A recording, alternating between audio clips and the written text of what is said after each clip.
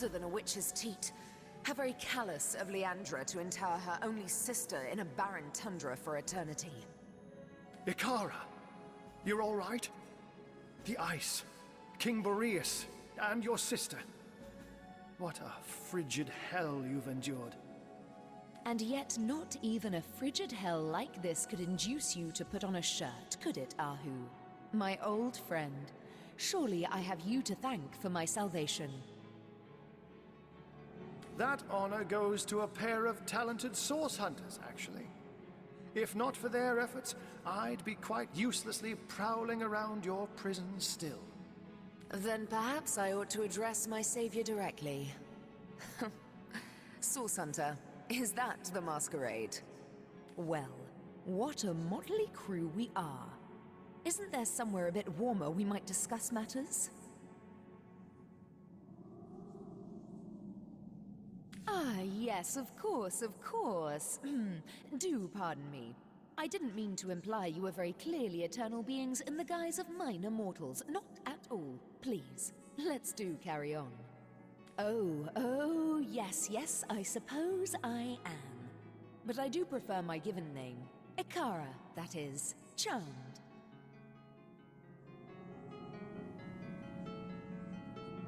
But I hope I haven't disappointed my own hero. Am I just as white and witchy as you'd hoped? First things first, Source Hunter. For my freedom, I owe you every imaginable thanks. My soul had withered in this prison, and I might not have survived much longer without your help. Now, about the culprits. My corrupted sister and the mad Winter King. When I realized exactly where, and to whom Leandra was consigning me, I was certain I'd never enjoy the sun's warmth again. But neither she nor I anticipated the Source Hunter. That was her mistake, and my blessing. I never would have imagined Leandra capable of dealing with the likes of Boreas, but she has changed into someone I hardly recognize anymore. I take no pleasure in the memory of that night. The thought of hurting anyone or anything is abhorrent to me. But in this case, I judged it necessary. If you've come this far, I trust you've learned that the Counselor was far from a humble civil servant. This doesn't excuse my behavior, but perhaps it can help to explain it. It's a sordid story, to be perfectly frank. Two sisters, a philanderous, treacherous wizard, death and mayhem. Are you sure you're interested in such things? The sparkle in your eye belies your better nature, Source Hunter. Now I know that it is your duty to get to the heart of this. And, in truth, the events of that night were but one part of a larger and much darker matter. A matter in which I'll dare to beg your assistance before we're through with one another. Now that terrible night. One night, as I slept, I had a sudden revelation. No dream, but a vision. My sister Leandra and my lover Zandalor. I didn't understand, but I recognized their location. Syceel's King Crab Inn.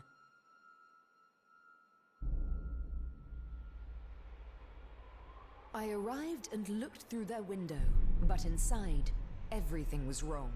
Leandra had fled, and Counselor Jake stood over the wizard, a knife in his hand and hate in his eyes. As I watched, he drove the dagger deep into Zandalor's heart, and I was too late to stop him.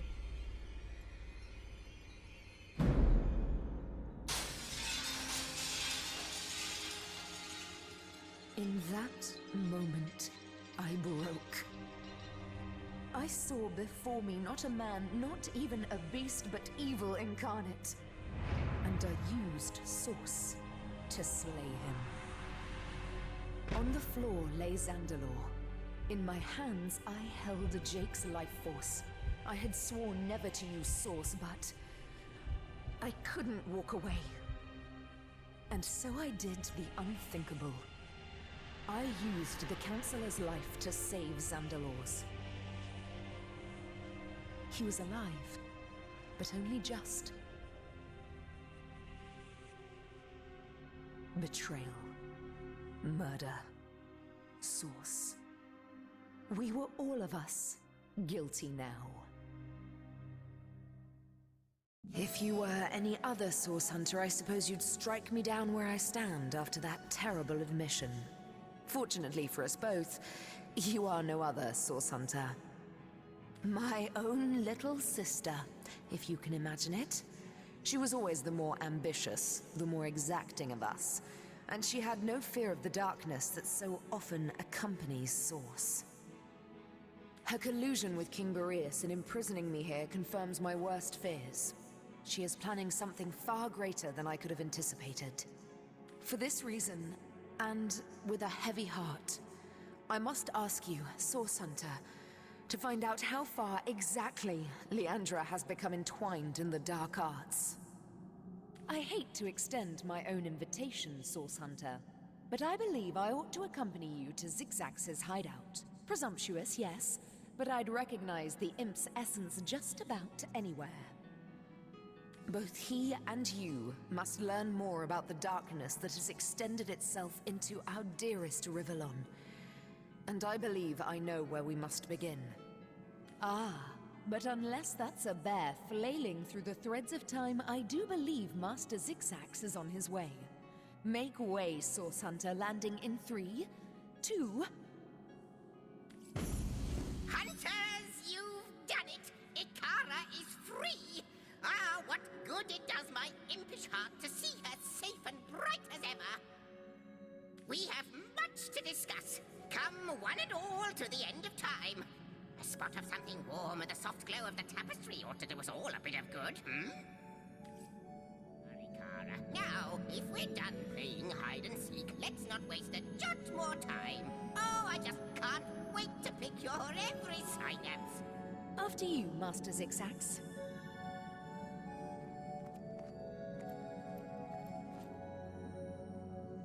We've solved the murder and caught the culprit, yet this case feels anything but closed.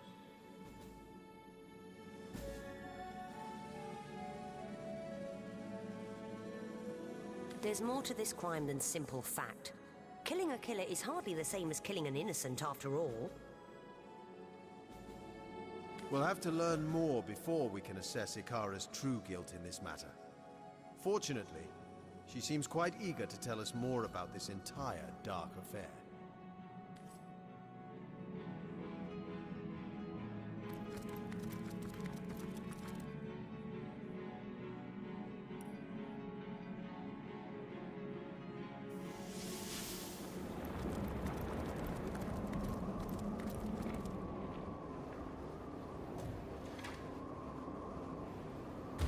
Sigurd, grant me swiftness!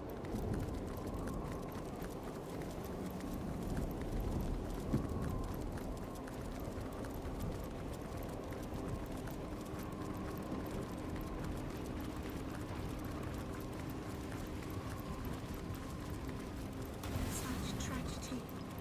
Such pointless loss of life. If there is anything I can do to help you slay all Immaculates, pray state it.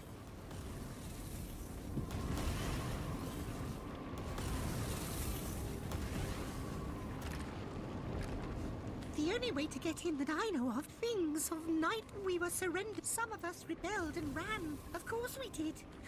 You should have seen this. You must know that we imps, after long, so we built him his fortress and his... So luckily, it's all King Boreas is doing. I thought it was... It's like it...